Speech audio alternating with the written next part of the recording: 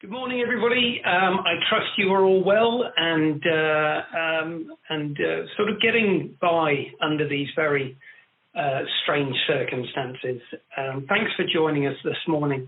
I thought we'd take the opportunity to just look again at the Trio product because it's a key part of our activity at the present time and a key part of what we can do to help the British businesses go through. So we know that the COVID-19 has changed the landscape for everybody. It has changed the way people are looking at business. And I think what I'm enjoying myself, if you can enjoy this period of time, is the fact that we ourselves as a group of people have a chance to play a part in helping British business get through to the end of this period. And I think by making home working as efficient and effective as possible, we can keep businesses going as strongly as they can.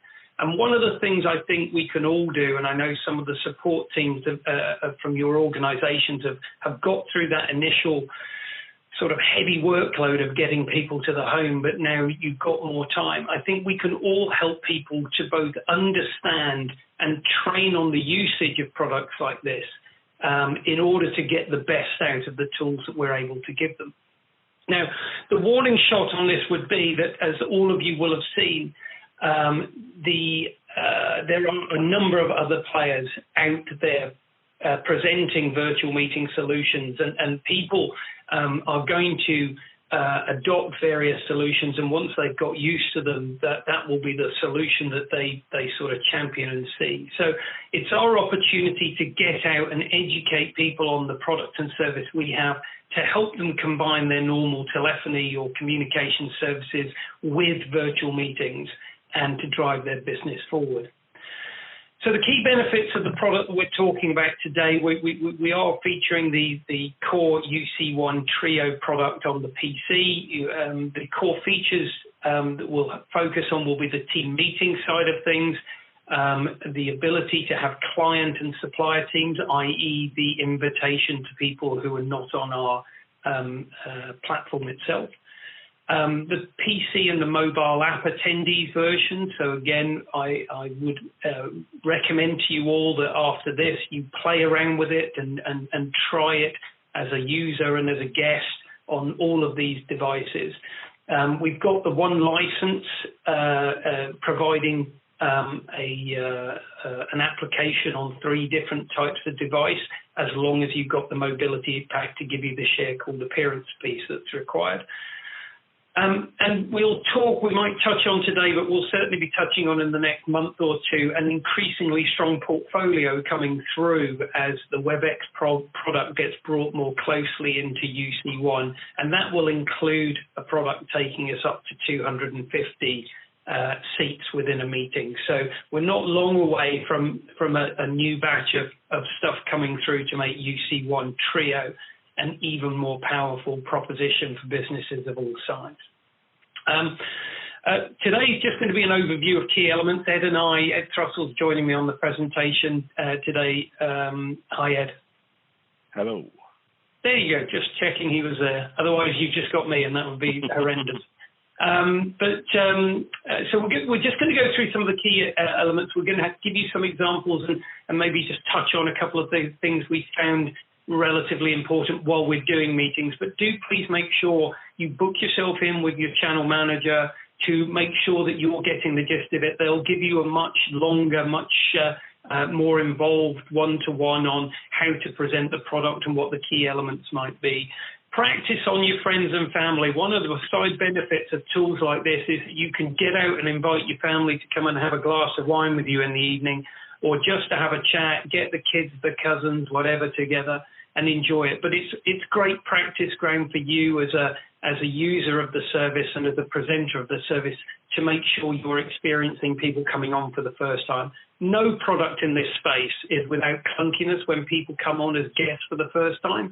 So do a little bit of practice so you get used to the type of things that get involved. But ask for meetings with every prospect, every customer, and every influencer that you know, and join the rest of the world who seems to be posting pictures of themselves hosting virtual meetings to prove that you too have got the capability to run business as normal, even under these exceptional circumstances. So what we're going to do is stop me talking for a while, which is normally where I get a chair during my presentations. So we're just going to do that, and we're just going to pop down and pick up our meeting tool, bring it across and feature it here. And we're going to invite Ed Thrussell to join me in my meeting room. Again, Ed's going to run through some of the core elements that you can see on my screen here. But where I'm going into a virtual meeting session, I can start it off by opening my room. This is the My Room button here. We'll talk about that in a bit more. And the quickest and easiest way for me to invite Ed through, because he's a colleague of mine and he's on my favorites list, Ed, you must be very pleased, is I can just drag it across to here. I've now sent Ed an invitation to him. If I wanted to, as an example, I could go in and invite to room, and that would send a similar invitation across. But the drag and drop is fine. Ed is now in the meeting with me. And for the purposes of the next element, Ed is now going to swing round and share his screen with me. Now, on here, as yet, we have not gone into either a voice call or a video call, but we do at this point, because we're already talking through the bridge that you're listening to, have the ability to share screen.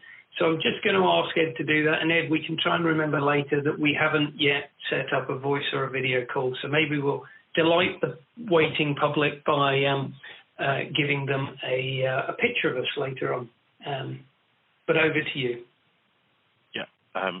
It's interesting that looks like I've gone into an infinite void there, because the way I have to share the whole screen. So, Ian, you might want to just zoom in a little bit on the screen share so the guys can see everything on the left-hand side on the GoToMeeting. If you just zoom in on the room, yeah, lovely. Is that better? Oh, yeah, that. Oh, the joy of a live demo. Maybe we just. Well, I'll tell you what. Let's do it. I'll be Debbie McGee for your. Okay, sounds good to me. Yeah, that sounds good. So let me just. Right, I'll stop my screen share. So here we go. Right, okay. So guys, I just want to run through very quickly some of the basic elements of the application. Just we're going to run down the left-hand side menu just so you can kind of see what there is and what you can do, and just keep you up and running as quick as you can. So Ian selected this little image there. So it's always good to just put a little avatar there for yourselves. There's a nice picture of Ian there in black and white. I don't know if that was just the only option when that picture was taken many years ago, Ian, maybe. But it makes me look younger, yes. So you can change that if you want to. You can upload any little image to go in there. We've got a location option there, so when Ian selects that there, you've got the option to take an automatic location, which is based on your ISP's location for your public IP address. As you can see there, for some reason it thinks Ian is in Glasgow. It must be something to do with his Scottish heritage. Or he can use his manual location, which he's obviously put in, which is more relevant to his actual location. You've got an option there to always ask before publishing new location information. So if you don't want to publish the information, you can actually say, okay, well, when I do move a location, if we select this, then it will change it for you. If you have a problem with showing your location, maybe if you for reasons with GDPR, you don't want to show that, you can actually say no location there. So if Ian does that, it will actually hide his location completely. And if he goes back in and wants to set it again, you just hit publish location based on whatever option you've got there. And you'll see there on this little icon on the left, it highlights as Welwyn Garden City. You can put a little what's on your My Message in there if you want to. You've also got, if you've got the IMP or the meetings, the IMP or the collaboration license within UBOS, you'll get the option for instant messaging and presence. So this is where you can set your presence. So in here, what it's actually doing, and we'll come to it in a second, but it's taking Ian's Outlook calendar presence. So it's taken what he's doing in his calendar and said, okay, well, Ian's actually currently in a meeting. So you can see there next to his icon on the top left, and you can see where it says his status, it says meeting. So it will set him as busy to other people within the business that have got Ian as a buddy or a contact in their contact list. So I would see Ian's little face there with a little red icon next to it. So I know he is busy in a meeting of some sort. You can see there you've got away, so basically if you're just not at your desk, you'll set it to be away. You can set yourself as offline, and I'm sure most people will probably be available most of the time. So if we just jump down to the next menu option, please, Ian, the chat menu on the main menu. So in the chat list here, so again, if you've got the IM&P and Up license, this is where you have your direct chats or any room chats that you've had with people. So you can see there through Ian's list that he's got Amy sent a message. If I quickly send Ian a message from my client, what we'll actually see is once he gets a new message pop up, it'll alert him, say he's got one there. And also he'll get a little blue icon to say he's got a new message. So on the left there it says there's a little 1 above the chat icon. So it means he's got 1 new chat message. He'll go in there. It'll clear away the blue dot. Amy's also sent him 1 there as well. So you can see he's got a blue dot. So you know you've got a new message waiting from there. So anyone that's in your contact list, anyone that you've federated with across our base, if you want to do that, you can send chats and messages to. When you double click to go into the chat, you see it expands this full window, and along the top of the window there, I've got the option to escalate that chat to a video call, an audio call, or I can go straight to a call to dial from another device specific. If I can butt in, Ed, it's worth mentioning that when presenting, like any other form of presenting, you need to be a little bit careful of the content that's on show. If I now open my chat with Amy, you see we've been chatting all morning. If I want to make sure that I'm not showing stuff I don't want to, I can go down through the communications tab and here, and I can delete that chat history. So it's worth remembering to rub the slate clean from time to time. Like any other IM client, you might not want to be sharing, as an example, past communications that you've had. Exactly. Very good point. Okay, so that's the chat window there, and then if we go to the little person icon, yep, this is your contacts menu. So within here we've got external parties, internal parties. You can add your own contacts, but the majority of people that get added in, you see here we've got Ian's list of particular favourites, and anyone with a little icon and or a picture of their face or their initials with a little presence like on the bottom right-hand corner, they're all using UC1. So these are people that Ian has added. It's quite easy to add them in. You just hit the search at the top, Ian. I don't know if you can just pop my name in, but just give people a quick idea. So Ian searches for, there you go, you've got someone in there. Hopefully you'll be able to find one of us. No, okay, didn't want to find me there. But basically what it will do, it will search through, depending on what settings you've got. If you've got Outlook contacts, it will look for Outlook contacts. It will look through your UC1 or UBOS business contacts, and so there I am there. So if I wasn't the contact that Ian wanted to find, if he right-clicks on me there in his search where it says My Contacts, at the bottom there'd be an option to add the contact. So if it's someone in the business you want to do instant messaging, presence, direct calling, etc., you just add the contact. It'd be right at the bottom. Ian's hovering over the invites room icon, and we'll show you that in a moment. But yeah, plenty you can do there. And if you want to call people again from this, you've got the option on the right-click menu. You can chat, you can do your audio call, your video call, call from another device. You could join my room directly if you wanted to, or you can invite me to his room. The join my room is because we're in the same organisation. We've accepted that as a trust element that Ian can come into my particular room space at any point, and we can start collaborating from there. The next menu on the left is the history menu. If I just clarify this point, Ed, because home workers, you can have all sorts of bumpy troubles with things. If you're using a mobile within the Broadworks Anywhere solution, I think if I call from any other device, it's going to alert my Broadworks Anywhere selection. It will alert. Yeah. Any device you've got set up. Yeah, that's correct. Yeah. So if you do have home workers who are going to use this web share, but it's just a bit much having the voice and screen share going at the same time.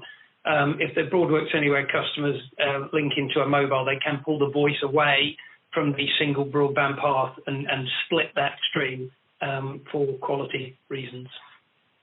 Exactly, or if anyone still has a home phone line, you could use that remote office and it'll call out to that as well. So you could be using your home phone, not interrupting your bandwidth at all, and then still do your sharing or whatever you want to do within the application itself. So the history menu on the left here, if you click on the next one down, this is basically just pulling through your Broadbox history. So any recent calls you can see there. So a little upwards white arrow means it's an outbound call to that number. A downwards arrow, like we've got there with Amy, is an inbound call from Amy. If it was red on the text and a little red downwards arrow, that means it's a missed call. So it looks like Ian's very good. Oh no, there you go. So there's a call there from Lee, and he missed that one. But yeah, so, and then again, on these contacts, if you right-click on them again, Ian, just to show everyone, you can call directly back from there. So you've got the same menu, basically, on each of these top three menus. You've got the same options on the pop-out menu there as well. You've also got the voicemail tab. As you can see there, Ian has some voicemails there. What he can do, if he clicks on one of them, we won't play it back, but if you just click on one, Ian, what you can actually do there is play back the audio. So it's like a visual voicemail here. You can play back the audio. You can ring the person back based on the number they've called you from. You can mark the message as read. So if you're looking through any other clients, it will show up as read across all of them. You can mark it as unplayed or unviewed so that it's always there as a new voicemail. You can download it, and also if you want to delete it, you can do. If you've got a mass load of voicemails in there, you want to just clear them all out, you can select the top one, hold down the shift, select the bottom one, and then right-click and delete all. Also, if you've got other devices like your desk phone that might say you've got voicemails waiting for you, if you delete them out here, it will delete them from there as well. So it's updating Broadsoft, updating all your devices as well at the same time. Okay. Then we're going to click on the dial pad. Is exactly what it says. It's just a dial pad there for you to dial through. So if you want to dial someone's number rather than find them in your contact list, just dial any number in here, and then you have the options at the bottom. It always assumes you're going to make an audio call first. So the main button at the bottom there is the audio call, so the soft phone on this application. The one to the left is the video call, and the one to the right is ring from another device, such as your Broadbox anywhere, as we've already discussed. So pretty straightforward to do. Just a little thing there as well, just so people can, if they really need to. There's an option, if you hold down the one button, it will actually automatically dial the voicemail number for you, put you into your voicemail. Okay, the next one on the bottom left is your settings menu. I'll come back to what that little red triangle is in a second, but if you click on the drop-down list at the top. So we'll go through general quickly. I'm not going to go through every menu option, but basically go through, have a play, make sure you familiarize yourself with it. But some options there. Remember your password. Ask before deleting your contacts. There's an option there at the bottom, which Ian has enabled at the moment, which is enable dark mode. And if you click on that, Ian, so you'll get either a dark background or a light background, depending on your own personal preferences. One thing, certainly for the reseller side of things, Ian, if you scroll right to the bottom for me, please. You've got this software update channel. By default, it'll be on recommended, so it'll be what Broadsoft recommend that everyone should be on. But you can change it to alpha or beta. This is one of the problems with dark mode. So the option there, alpha, beta, or recommended. Essentially, we always stick on the beta channel, so at least that way you'll get it before your customers will do. So if you find any bugs, you can let us know before we do. We usually have that option always enabled, so we'll get the version before anyone else does as well. You don't have to install the update. That's something they've changed recently, but just be aware that they may occasionally get pop-ups before we do, especially if you're set to beta. And what you might find if we're trying to troubleshoot with you on our help desk, we may ask you to go on the beta channel just to see if it's resolved in the next release. Sorry, Ian, were you going to jump in there? Sorry. Yeah, no, sorry, you can carry on. Okay, no worries. So on the next one down is audio video, a very important one here as well. So this is obviously, if you go to make a call, you can't hear anything. It's probably because this isn't set up correctly. You've got a few options here. So you'll see here it says headset, and then a couple down it says speakers. Now what you can do here, if you're on a direct call like I am at the moment, I'll be using my headset output device. So I've used it to set the headset on my laptop. But what you can do is set your speakers up. So maybe if you've got your speakers on your laptop or your PC with a microphone built in, let's say someone else comes into the room and you want to turn it into a quick conference rather than get someone else to call in if they're in the same room as you. When you're on a call, can't really show you right now, but when you're on a call, there's a menu icon and you'll see that there's a choice to change the audio device. So I'll show you that one in a minute. Thank you very much. So when you're on there's a headset icon and a speaker icon. You can select between the two, and we'll have a look at that shortly as it said. You can also change the output device for your ringing signal. So if you're maybe going to step away from your desk or you don't want it to always ring in your ear whenever you get a call, you can choose your laptop speakers or your PC speakers, or you just always have it come through your headset. Any device you've got there is fine. You can change your ringtone if you want to, and also another important one is your webcam, because one thing people forget is by default it's probably going to use if you've got a laptop, your laptop webcam. If you've got a separate webcam, you can change it there. And maybe if you want to conserve bandwidth, if someone says, oh, it's getting a bit choppy when you're on screen share and video, you've got the option at the bottom there under audio video to sorry, Ed, I thought I'd just go light mode.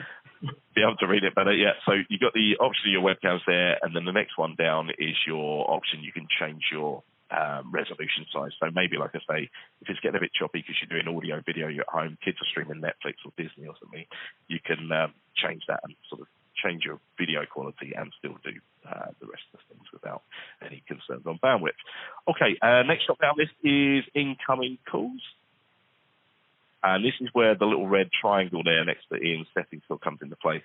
So Ian has call forward always on currently. So if you disable that, Ian, it should actually take that off. Maybe we won't do it in case you suddenly get some calls. But you turn on Do Not Disturb at the top or call forward always. It's going to set that there. It's particularly important when you're on a My Room session because your audio goes through a separate audio path rather than the normal direct audio through us. So if you're in a My Room session, it's important that you go and maybe turn on Do Not Disturb or call forward always. Otherwise, people will still be able to call you directly, especially if they're not paying attention to what your presence within UC1 is. So just bear that in mind.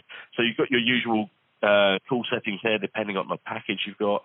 So as you saw when Ian expanded call forward always, it shows, or call forwarding, sorry, it shows all of his options, and you can go in and change those if you want to.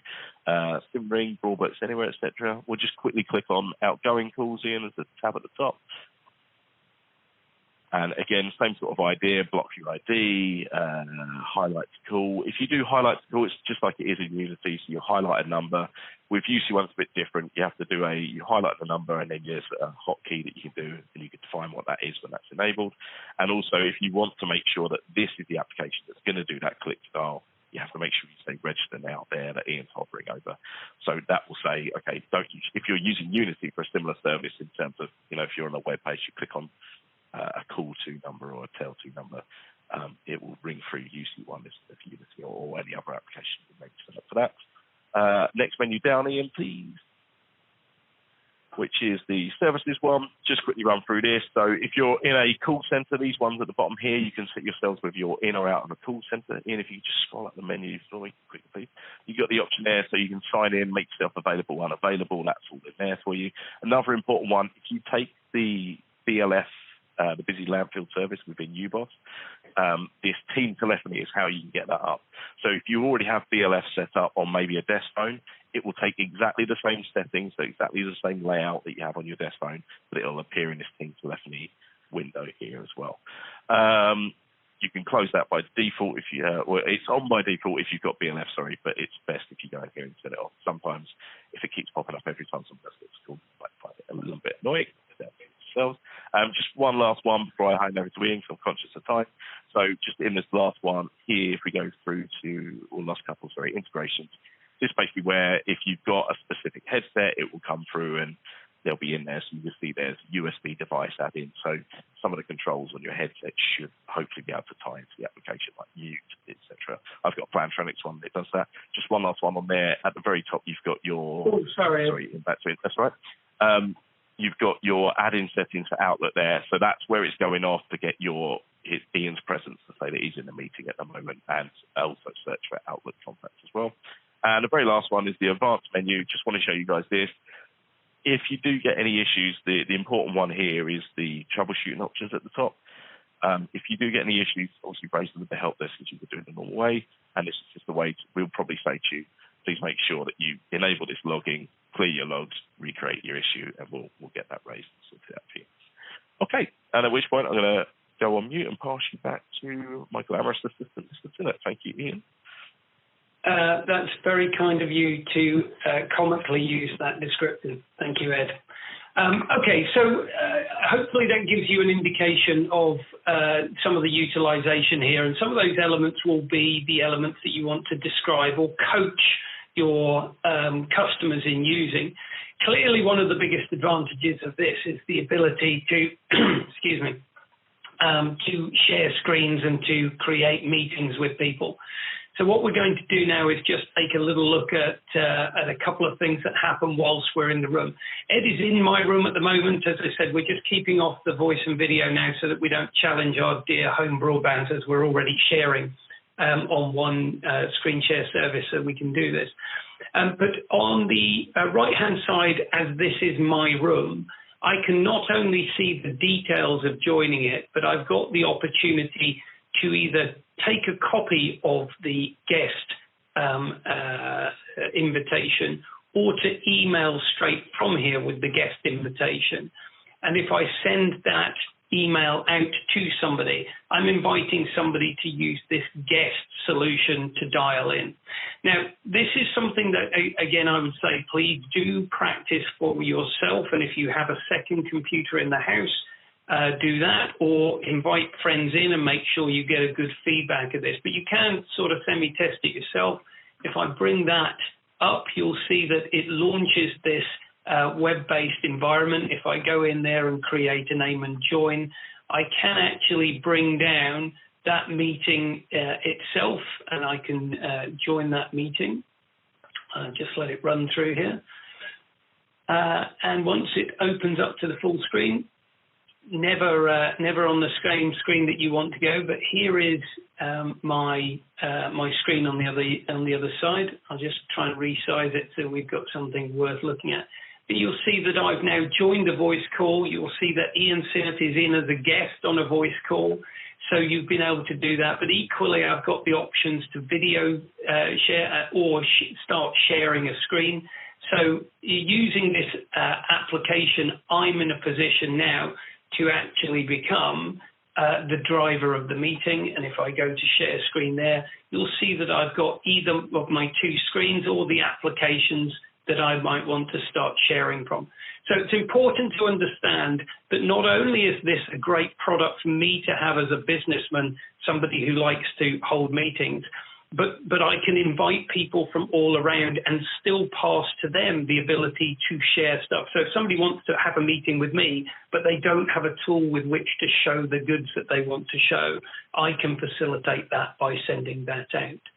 So rather than confusing myself of being two people in the same room, I'm just going to disconnect out of that and hang up. So there I've gone from the meeting room. But instead, I will just show you a couple of things. Now, when we go to video, when we did the rehearsal of this one, because of the two services running, we got a bit of lag. It was in the afternoon, so there were more teenagers awake, I suppose. But what I've got is the ability to share my screen. We'll just go to,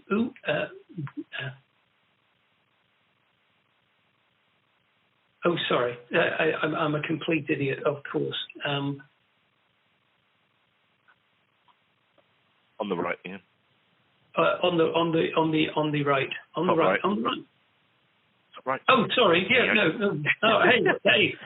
Thank goodness for that. Otherwise, it might have been embarrassing that I stumbled on this great product while I was talking to an audience wanting to hear about the great product. So here again, I can go and share an application. You'll see that I'm sharing this application, and I can see it over here. I work two screens, which means I can happily be changing the screen that I'm showing over here. You'll see it coming through.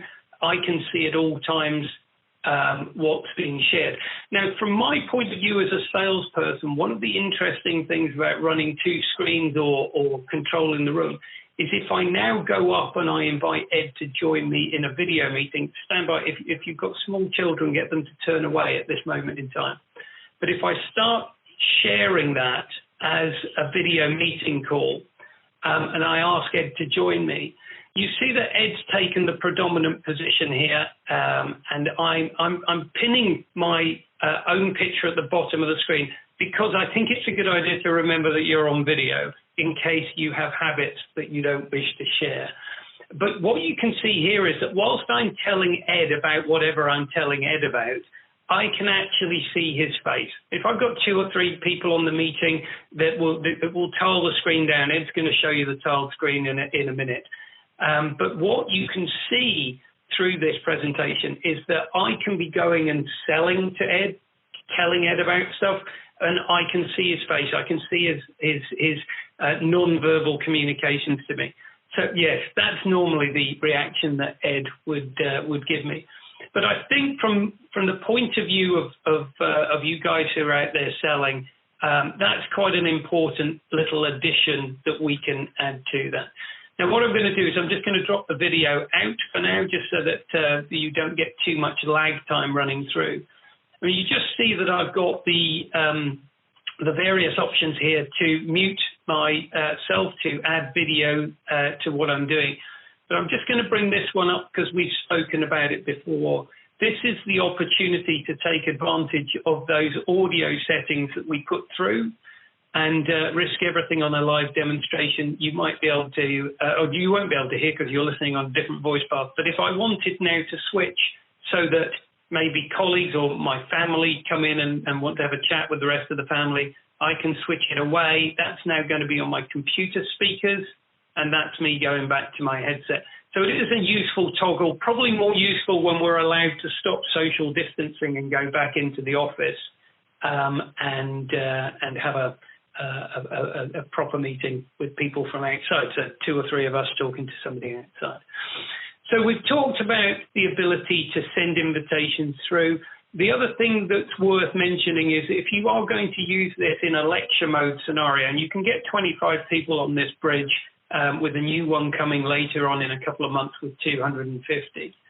But I do have the ability to mute all and unmute all using this. So you can put it into what we'd call lecture mode, and I can also dismiss all participants at the end of it as well. So I've got some control over the performance of people within the meeting room that I'm using. So if I want to change screens, I simply press that button again, look for a new application that I want to share. You'll see that I'm frozen on the one that I was on before, so until I select a new one that I want to share with people, nothing is shared. And if I want to stop sharing, I can do that. Now, I can, however, just let Ed take over the sharing scenario. So Ed, if you want to just share us back the picture and perhaps we can see. Thank you very much indeed, as if by magic. So this is just to explain to you how the multi-party video will tile up for you. This is a normal Monday morning for Amy. She can't hit me, I'm too far away. This is just beer o'clock for us. Now, what you can see in here is that we've got 5 tiles around the outside. We've got the predominant speaker tile. So Bree was obviously making some sort of shrieking witch noise or something as she got her lemonade going. But you can see the tiles up. There are more people on this call than the one shown. Amy's picture is pinned because she was the actual host and the person taking the picture. The rest of us, according to how noisy we'd be in these tiles, and any of the other people in the meeting would come into the tile structure should they become more dominant. So again, it shows 6 people, but it'll cater for 25 people, and those 25 people will be presented based on their vocal dominance. So just a couple of other little things from a presenter's point of view. You've got arrows up here to allow you to go to full screen. You've seen me do this.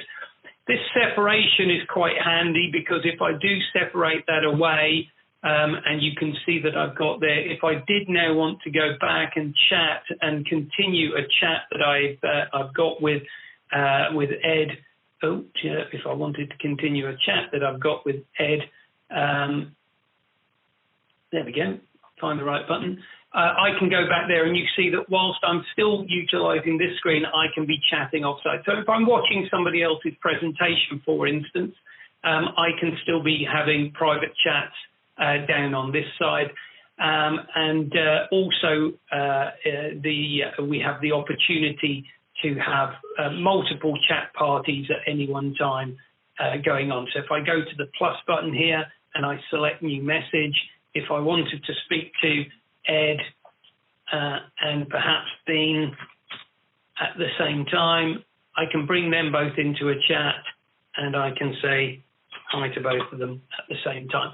So very easy to create sideline chats, to be able to work within this space and to utilize the tool for multiple party multimedia calls. If I want to reattach that, I can do that and I'll make it full screen for you.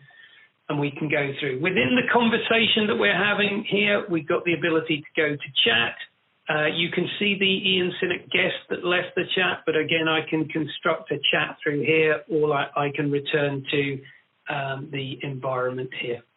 And I think, Ed, unless I'm much mistaken, we're about through the core functionality. I think so, yeah. All right. Well, let's quit you sharing my room for a moment. And now, I'm sure you've got lots of questions, and I think the best scenario really is for us to invite you to reach out to your channel manager, to engage in a longer meeting, get together with your own colleagues and put yourself to the test. As we said in the training courses at the start of this year, telling isn't selling, only demonstrating is selling. So with this tool, you've got the opportunity to really sit down with your customers, even though you can't get near them, and work them through the product. And how do the economics bear out with this particular product? Well, as a soft phone or a soft phone with IMMP, £2.50 for multiple devices. You do have to have Broadworks Anywhere if you want the multiple devices. But that's pretty much a steal for a product as high quality as this and as functionally rich as this. But when you add the collaboration tools, wholesale price to you, you're talking about £2.45. That's less than a cappuccino per month for people to stop talking to people and describing stuff and to get on screen, collaborate and work as if we're normal. This will be the new normal. We've been forced into a new normal today, but when we go back to the office, this will be the new normal. This is what people will be looking to do more of. It's economically sound, it's ecologically sound. We've been batting this for a long time. I know you guys have been selling the benefits, but I think you'll find that the audience is much more alive to the scenario, and it's our chance to win a market share, support our customers really well, and at a very, very compelling price, get them into a new way of working that's resistant to all of this. Now, the joy is that there's some videos with my face on it, which is great in terms of materials. There's also some useful stuff as well. So if you look in Voice Start, if you've got any questions about where things are, Amy and Bree will be happy to help guide you through, or your channel manager. There's plenty of material there. It is a high quality product. It is an evolving product, and it will take you forward very strongly over the next 6-12 months to be able to deliver a new multimedia customer base for yourself. Amy, I don't know if we've got any questions that are easy to answer. It's probably easiest. Yep. I think we've overrun a bit anyway, but if there's anything We've got one quick one. What is the difference of the collaboration tool now that Hub is being end-of-lifed? The Hub is being end-of-life because it was a little bit of a clunky second-class version of the type of shared or meeting room shared contact stuff, so emails and calendars and stuff. I think I'm right in saying, Ed, and stop me where I go wrong, there is a new premium license going to come through, and that premium license is going to give some of the higher team meeting functionality that you experience in some of the other tools, the MS Teams and things like that. So I think the reason is that they're stripping that out because at the moment they are bringing in a new messaging engine and a new meeting control engine in the back end. Right. Ed, any comment? No, that's correct. So essentially the whole back end is going to be changed to WebEx rather than what it is at the moment. So you get more of the WebEx style functionality, and that will involve greater integrations. At the moment, the Hub integrations, there's a limited amount, and certainly this new, and it can be a little bit clunky. So this newer version will be a lot more feature rich, and there'll be a lot more integrations available to you when it will. Yeah. So just for clarity, Hub was a BroadSoft development, and the overall UC1 project switched across to being a WebEx integration project some time ago.